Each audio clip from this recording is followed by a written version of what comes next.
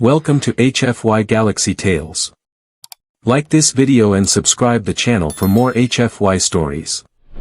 Professor Varkath had been teaching xenobiology for 17 cycles, and in all that time, he had never once doubted the curriculum. Why would he? The facts were clear, documented, and frankly, a little bit sad. Humans were weak. Fragile. Destined to remain a footnote in galactic history. He stood before his class of 43 students, representing 12 different species, each one superior to humanity in at least 6 measurable categories. His 3 eyes scanned the eager faces, tentacles, and sensory appendages before him.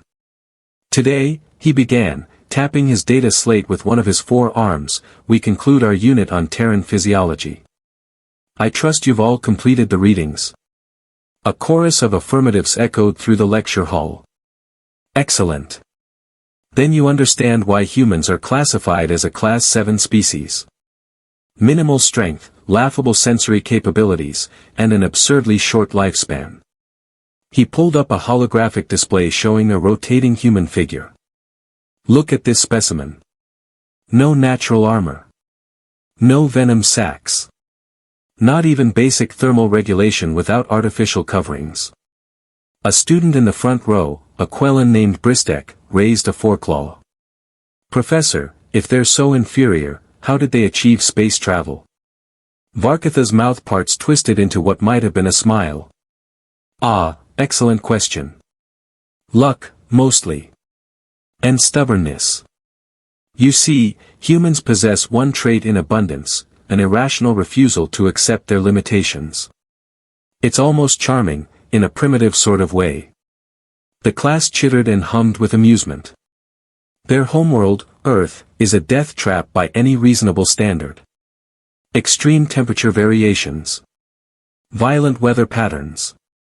Predators that evolved alongside them, forcing them to compensate with tools rather than developing proper biological defenses. He zoomed in on the human's hands. 5 digits. No claws.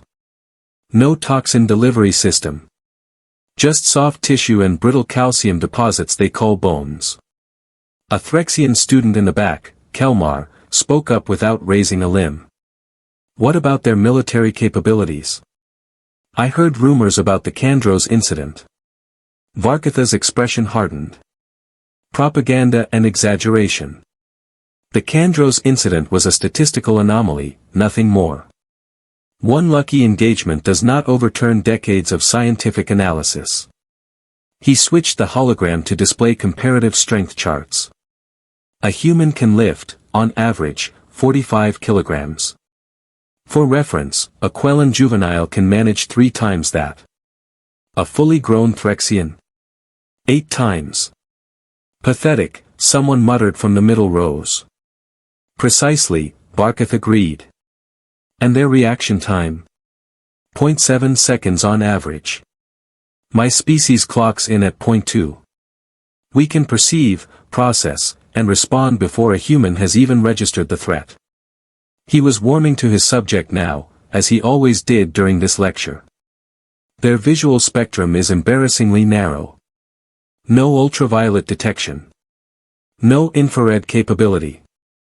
They literally cannot see half the universe around them without artificial enhancement. Bristek raised a foreclaw again. What about their endurance? I read something about persistence hunting. Ah yes, the famous human endurance myth. Varkatha's tone dripped with condescension. It's true they can jog for extended periods due to their unusual cooling system. They leak water through their skin, if you can imagine anything so wasteful.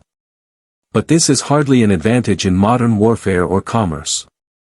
Any species with proper climate regulation can outlast them in practical scenarios. He paced across the front of the lecture hall, his footfalls clicking against the floor. Let me paint you a picture of human weakness that summarizes their entire existence. They require 8 hours of unconsciousness every single cycle. 8 hours. During which they are completely vulnerable, defenseless, and non-functional. Many species in this room need only 3 hours of rest every 10 cycles. The students buzzed with superior satisfaction. Furthermore, Varkath continued, their protein intake requirements are absurdly specific. They cannot synthesize certain amino acids internally. They must constantly consume organic matter or they literally waste away. Adrenaline can survive 3 months without nutrients. A human? 3 weeks, and that's generous. He pulled up another chart, this one showing psychological profiles. And don't get me started on their mental fragility. Humans experience something they call stress, which can actually damage their own bodies. They worry themselves into illness. Their own minds attack them. What kind of evolutionary dead end produces a species that self-destructs under pressure? A student in the corner, a Yaltari exchange scholar named Prin, spoke in a musical tone. Professor, with all due respect, how did such a flawed species survive long enough to reach the stars? Sheer reproductive enthusiasm, Varkath replied flatly. They breed quickly and in large numbers, compensating for quality with quantity.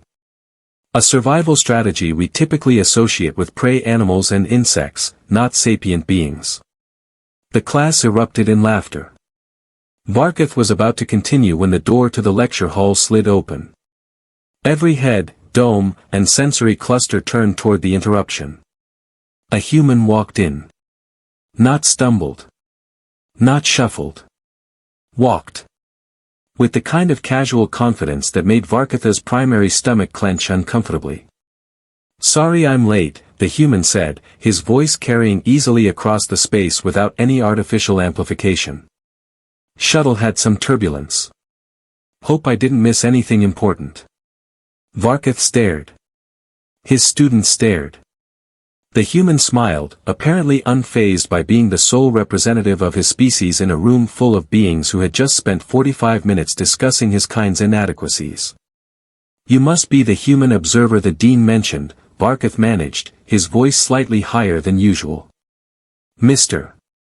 Marcus Flynn, the human supplied, extending his hand before apparently remembering that most species in the room didn't shake hands. He lowered it smoothly, that smile never wavering. I'm part of the new cultural exchange program.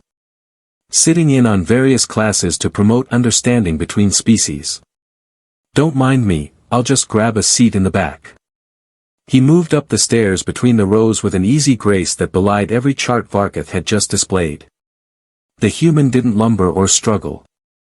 He flowed, each movement economical and precise. Varkath felt his confidence waver, just slightly, before he crushed the feeling down. One specimen presenting well didn't invalidate the data. Well, Mr. Flynn, since you're here, perhaps you'd like to contribute to today's discussion. We're covering Terran physiological limitations. Oh, I heard, Marcus said, settling into a seat designed for a Threxian, which meant it was far too large for him. He didn't complain. The whole bit about us being weak, slow, half-blind, mentally unstable insomniacs who fall apart under pressure. Did I miss anything? The sarcasm was so thick Varkath could have analyzed it in a lab. Those are scientific facts, Mr. Flynn, not personal attacks. Of course, Marcus agreed amiably. So where were we? Oh right, you were explaining how humans are basically the galactic equivalent of participation trophies in the evolution competition. Several students made sounds that might have been nervous laughter. Varkath wasn't sure how to respond. Humans were supposed to be defensive when confronted with their inadequacies, not, whatever this was. I was actually about to discuss human combat effectiveness, Varkath said, deciding to push forward. Specifically, the tactical limitations imposed by your physiology.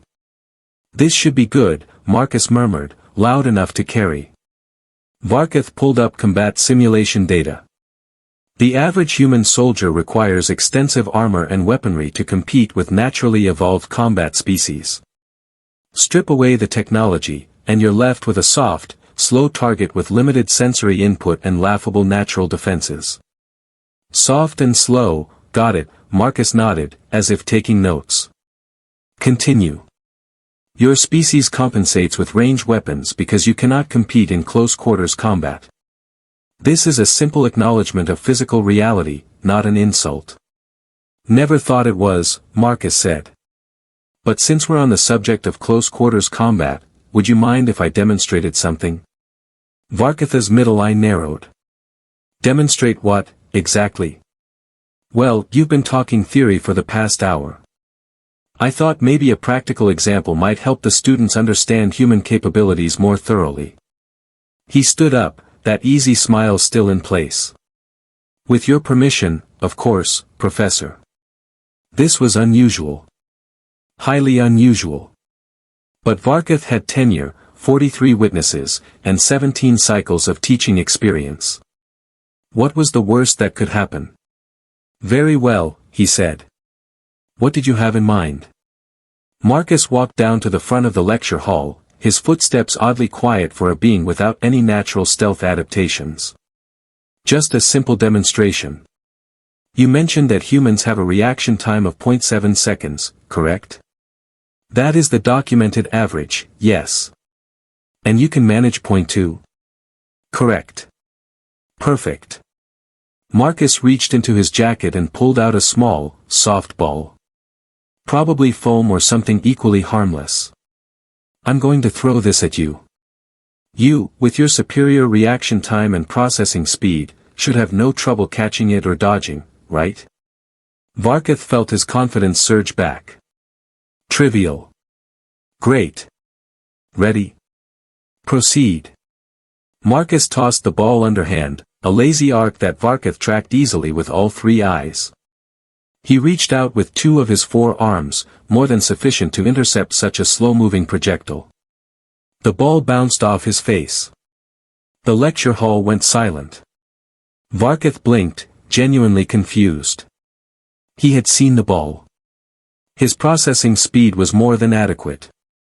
His reflexes were proven superior. And yet, he had missed. Weird, Marcus said, bending down to pick up the ball. Let's try that again. Maybe you weren't ready. I was ready, Varkath insisted, his voice tight. Okay, here it comes again. The second toss was even slower, even more obvious. Varkath focused all 3 eyes on the ball, calculated the trajectory, positioned his arms. This time, he would not fail. The ball hit him in the chest. Marcus said thoughtfully. You know what? Let's try something different.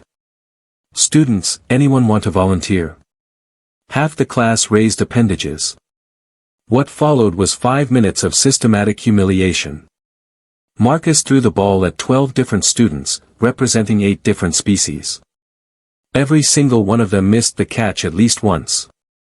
The Threxian with 8 times human strength fumbled it twice. The Quellan with enhanced spatial awareness batted it away instead of catching it. Bristek, looking thoroughly confused, spoke up. I don't understand. The ball is moving slowly. I can see it clearly. Why can't I catch it? Because, Marcus said, tossing the ball up and catching it one-handed without looking, reaction time isn't the same thing as predictive processing. You're all reacting to where the ball is. Humans, we predict where it's going to be. We're not faster, we're smarter about movement. We track objects in motion constantly because our whole evolutionary history involved throwing rocks at things that wanted to eat us. He turned to face Varkath directly. You see, Professor, your charts and data are all correct. We are weaker. We do have slower reflexes. Our senses are limited compared to most galactic species. But you're making one critical mistake in your analysis. And what might that be? Varkath asked, his voice barely steady. Marcus smiled, and this time it wasn't friendly. It was the smile of a predator that had been playing with its food. You're assuming evolution optimizes for individual traits. It doesn't. It optimizes for survival. And humans didn't survive because we were the strongest or the fastest or the most well-armed. We survived because we learned to compensate, adapt, and overcome every single limitation you just spent an hour explaining to your students. He walked slowly toward the front row, and Varkath noticed something he hadn't before. Every student was tracking Marcus with their eyes, ears, or sensory organs. Not because he was loud or bright or obviously dangerous, but because some instinct was screaming at them to pay attention. "You know what my favorite part of your lecture was?" Marcus asked conversationally. "The bit about stress. About how human minds can damage our own bodies under pressure." Marcus picked up a stylus from Varkatha's desk, rolling it between his fingers with casual precision. "You presented that as a weakness. A design flaw. But let me ask you something, Professor. What happens to your body when you encounter danger?" Varkath found his voice, though it came out rougher than intended. "Our adrenal analog triggers, increasing blood flow to major muscle groups and enhancing sensory acuity." "Right. Fight or flight response. Most species have some version of that." Marcus nodded, still playing with the stylus. "But it turns off when the danger passes, correct? Your body returns to baseline, crisis averted, everyone goes home happy. That is the normal biological response, yes. Humans are different." Marcus set the stylus down with deliberate care. "Our stress response doesn't fully turn off. Ever. We carry our threats with us, constantly running scenarios, planning for disasters that might never come. You called it a weakness, but let me offer an alternative interpretation." He turned to address the class directly, and Varkath noticed that not a single student was looking at their data slates or whispering to neighbors. 43 beings from 12 species were giving this human their complete, undivided attention. "Imagine your prey," Marcus began. "Most species, when the predator leaves, they relax. Heart rate drops, breathing slows, they go back to grazing or whatever. Efficient, right? Doesn't waste energy on phantom threats." Several students nodded or made affirmative gestures. "Now imagine you're a human ancestor.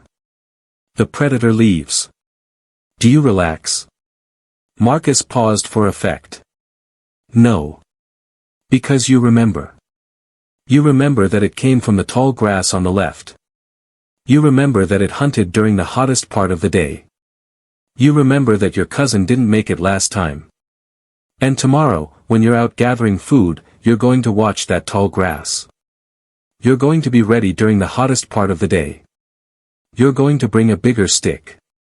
He leaned against Varkatha's desk, utterly at ease despite being surrounded by species that could tear him apart. "That's not a bug in our programming, Professor. That's the feature. Our anxiety, our stress, our ability to worry ourselves sick over things that haven't happened yet. That's predictive modeling running on a biological processor. We don't just react to threats. We anticipate them, prepare for them, and eliminate them before they even materialize." A student in the third row, a Drellin named Hoxer, spoke up. "But the professor said this damages your bodies over time. How is that beneficial?" "Fair question," Marcus acknowledged. "Yes, chronic stress shortens human lifespans. But here's the thing.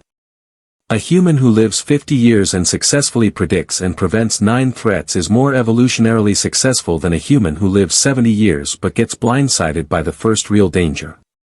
Natural selection doesn't care about your retirement plan. It cares about whether you survived long enough to reproduce and raise offspring who can do the same." Varkath felt compelled to interject. "You're romanticizing a clear biological inefficiency. Any species that damages itself simply by thinking too much is fundamentally flawed." "Am I?" Marcus raised an eyebrow. "Tell me, Professor, in your 17 cycles of teaching, how many students have you lost to violence?" "None, of course. This is an institution of learning." "Right. Safe environment, controlled conditions, no real threats." Marcus drummed his fingers on the desk. "Let me tell you about the Kandros Incident since one of your students brought it up earlier." Varkath stiffened. That was an anomaly. Not representative of typical human performance. "Oh, I know what it was," Marcus said, and his voice dropped half an octave, losing all traces of casual friendliness. It was 3 human ships against a Kandros battle fleet. 47 vessels, commanded by a species you probably teach is superior to humans in every measurable way. Stronger, faster, better sensory apparatus, longer lived, the whole package. The room had gone deathly quiet. The Kandros expected a quick fight. Why wouldn't they? 3 ships. Humans. Weak, slow, half-blind humans who need 8 hours of sleep and fall apart under stress. Marcus pushed off from the desk, pacing now. But you see, those human crews had been stressing about this confrontation for weeks before it happened. Losing sleep, running simulations, worrying about every possible variable. Their bodies were damaging themselves, just like your lecture described. He stopped pacing, standing perfectly still in the center of the lecture hall. When the fight started, the Kandros reacted with superior speed and reflexes, exactly as their biology dictated. They responded to threats as they appeared.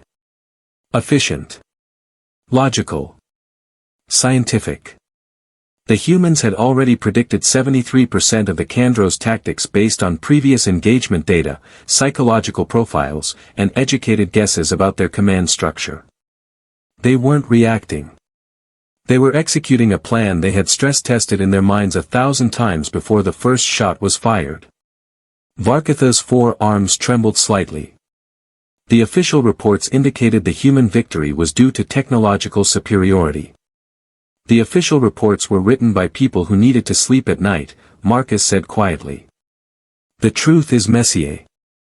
3 ships survived against 47 because the humans had spent weeks worrying themselves sick about every possible way they could die. And then they systematically eliminated each possibility before it could kill them. Prin, the Yaltari student, spoke in a tremulous tone. How many Kandros ships survived? 4, Marcus said.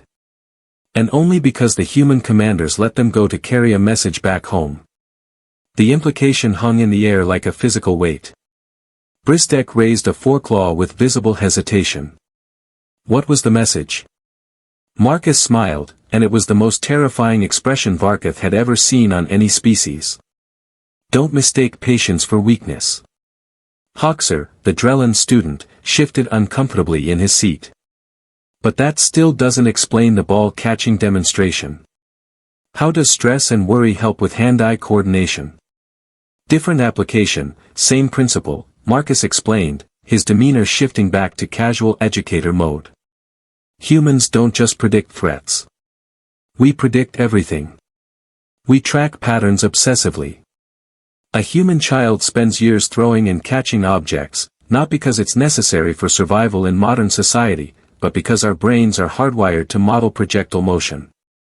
He picked up the foam ball again. You all have better reflexes than me. That's documented fact.